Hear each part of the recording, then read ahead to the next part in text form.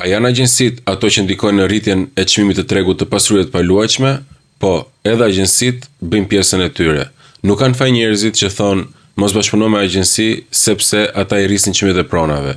Kjo ka ndodhur vërtet në vitet e fundit. Për mendimin tim, këta persona të cilët duan të jenë konsulent imobiliar duhet që fillimisht të bëjnë një trajnim teorik dhe praktik me studim tregu dhe minimalja të ketë një komunikim të denjë për këtë profesion që etikën dhe mirësjelljen e ka bazën e tij më të fortë. Ky profesion nuk është thjesht gjej pron, reklamo dhe shit ku të dali.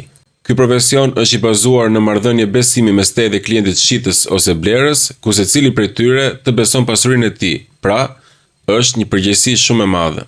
Dalim në përfundimin që shumë agjentë imobiliar duke mos pasur fare informacion mbi zonat dhe mbi kërkesën që ofron sot tregu, japin çmime që joshin klientët shitës, duke shpresuar që prej marketingut të tyre do të shesin pronën. Është një gjë që ndodh shumë rrallë ose nuk ndodh fare. Keni kujdes se me kë bashkëpunoni për të bërë investimin e jetës tuaj. Shumica prej nesh e blen një shtëpi vetëm një herë në jetë.